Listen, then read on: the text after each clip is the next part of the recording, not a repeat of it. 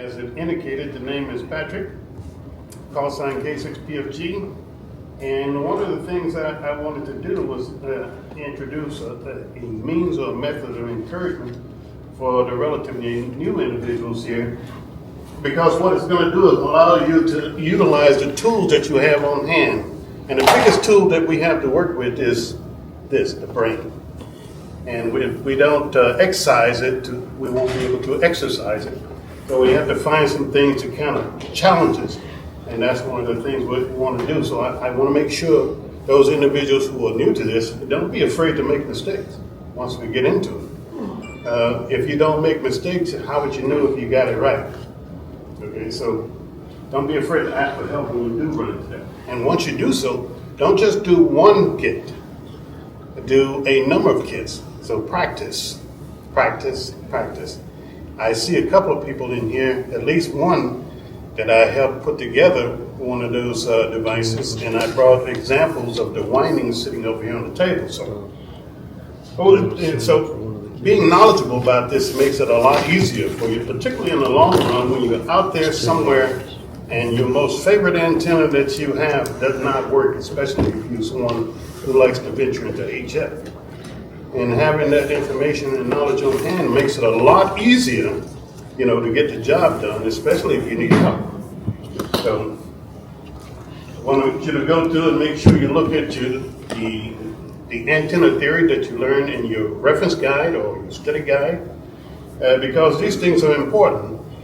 And one of the things it's going to do is make sure that you, as a technician primarily, you have HF privileges, but it gets your mind, in a thought process that I can do just about anything that I want to do when it comes to building my own equipment when the other gear fails. In the Navy we use, and I'm sure that Rich will agree, we typically say 2 is 1, 1 is none. If you get out there and you find out that one antenna is not working, well, have another one on the hand. If not, having the knowledge and the necessary, the raw material on hand makes it a lot easier. So, and if you're afraid of doing it, getting on HF, well, one way you can do it, you can try it with a friend, a neighbor, or someone down the street. You can practice to simplex. Simplex is more or less an entry into what you will see when you're on HF, because you're exchanging information, but you can only do it one at a time. You can't talk over each other.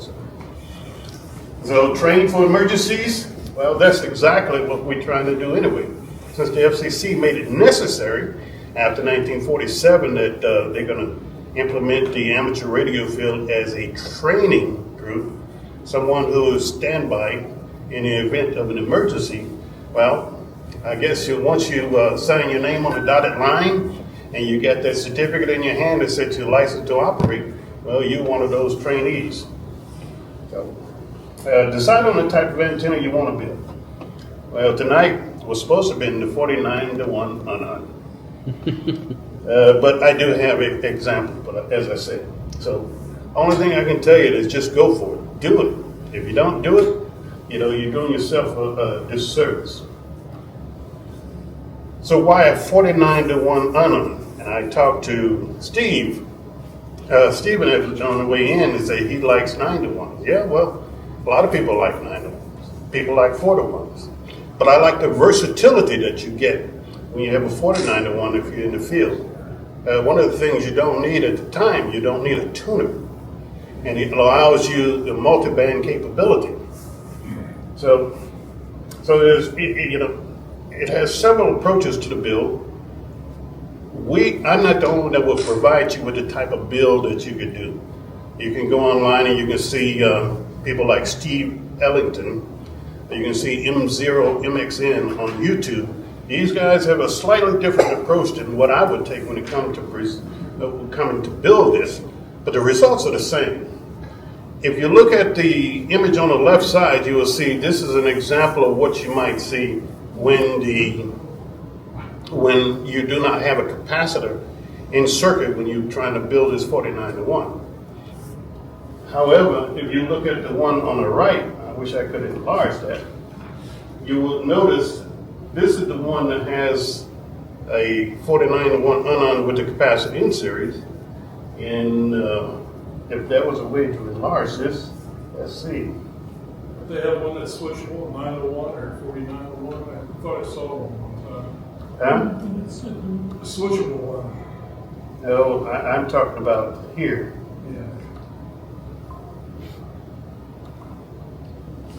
Yeah. So if you can see that, you can see once you put that capacitor, in parallel with the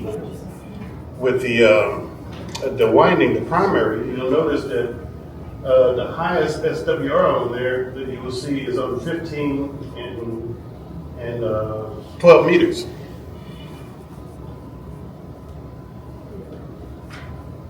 So now that I have done that, we can go back to it. So some of the things when you look at the parts are readily available. If you have to do this, you can find it at Lowe's, Ace Hardware. You can find it at Home Depot. But having the parts list, and you do have the parts list, do you know? Yes. Okay. Having the parts list on hand will allow you to determine whether or not that you want to build one, field operation for a low power or QRP, or you can find one to build with 100 watts or more. I have a tendency when I build these things is to underrate the power handling capability, because we know as amateur radio operators, we're always going to try to push the envelope. When somebody tell you it does 100 watts, you want to see if it'll do 150 or 200 watts. Smoking. And a lot of people do. All right. So one of the things that it does when you're using the 49-to-1 unun with the capacitor in line, it helps mitigate the impedance the reactance that you'll find that's in the circuit. And it helps bring it down to a normal use or a useful use as it relates to the antenna, the radio, and the transformer. So that 49-to-1 ratio what makes just something that at the end of the antenna, at the high end of the antenna, you have about 2,450 ohms of impedance. And you know that 2,450 ohms impedance and 50 ohms a little bit different. And that's when you start looking at the SWR reading that kind of gets a bit wonky. So it reduces the SWR and it broadens the bandwidth. I had a discussion with Ray on Friday when we were talking about you did 49-to-1 ununs and some of the things that you can do. You don't necessarily need a capacitor, but it depends on the diameter of the wire, the type of toroid that you're utilizing, and it also depends on what bands you're trying to get. All right, so what can you do with it? Well, you can use it as a sloper. And when you use it as a sloper, there's a tendency to, transmit it in the direction of the slope. Now you do get some reflection toward the rear, but most of your transmission you will find that it will, transmit off from the slope itself. You can have it as horizontal. If it's horizontal, that means it's bidirectional. So on the broad side of the antenna, that's where most of your radiation is coming from. And of course, the venerable inverted V. I like an inverted V because it gives me the characteristics of a omnidirectional antenna. Of course, you have a little lobing off of it, but not much. So that's the reason why I prefer 49-to-1. At some time in the future, I think that, John, you said that you're going to do the build project next month. If we get everything together, yes, it'll be next month.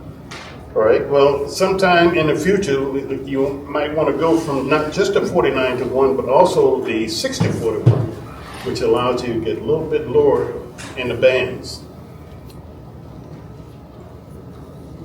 So, here we have it. Wow.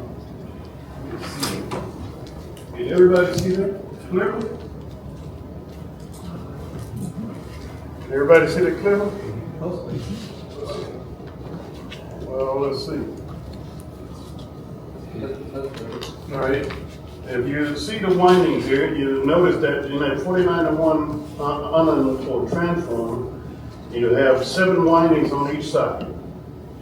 And if you notice also, where you see in the bottom, the 2 color differences there, you will see the twisted pair.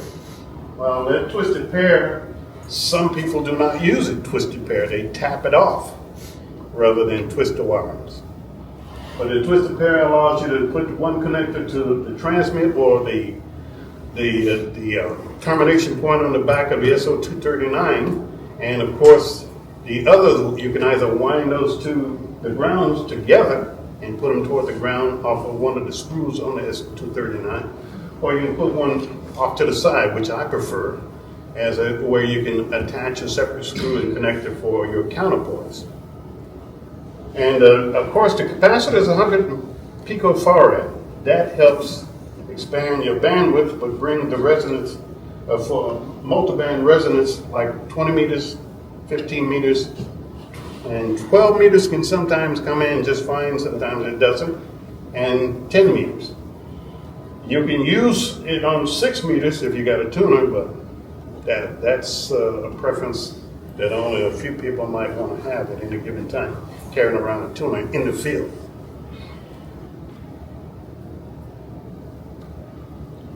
Now, the other example that I wanted to use is the one in the middle. If you look at that, if you notice, this is a little bit different. You see, you don't have twisted pairs on this one. You just tapping it off the off the winding itself.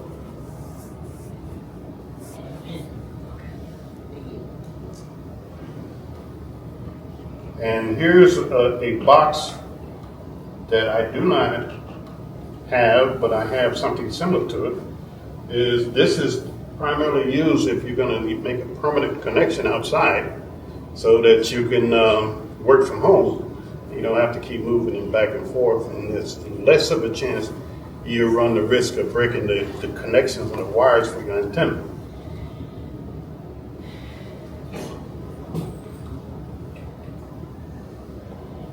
And here are some of the windings that I've done.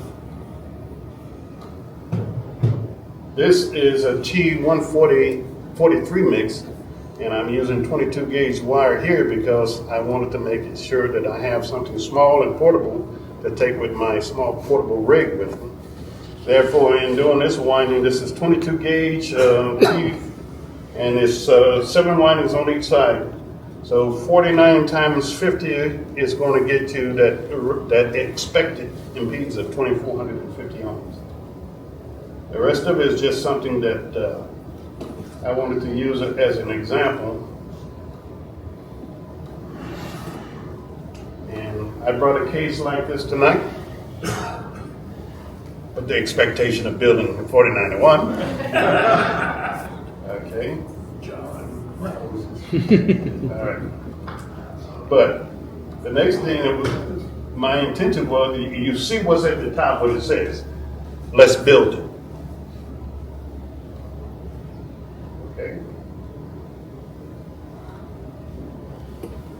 Oh, here are the tools that are required for you to get started. And after that, we are supposed to be building an antenna, but we're not. So, with that being in mind, your parts list is here, and John said he still has a copy of the parts list. And if you can, if anybody who wants to build it, disseminate that parts list to, at least, in the next few days.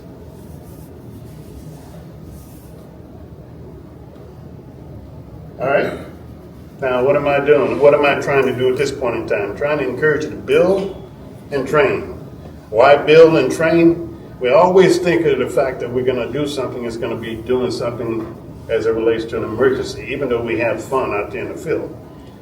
But never forget that you're only one instance away from an actual emergency, and being prepared for is important. All right? The versatility of the 49-to-1, yeah, that's an important factor. And that's the reason why I say it's not everybody can carry a tuner with them out in the field. It's just more weight and more time that you have to deal with. And give an example of what we're doing to prepare. Well, see, all of this is geared toward building that process. So, questions? How far down in frequency can you go? In other words, can you do 160, 180 meters? Well, you can. It's better if you did it with a 60-41 than a 40-91, but you can. But again, it's going to take a tuner, and you got to have the appropriate length of wire to do so. Winter's coming, hopefully. Yeah.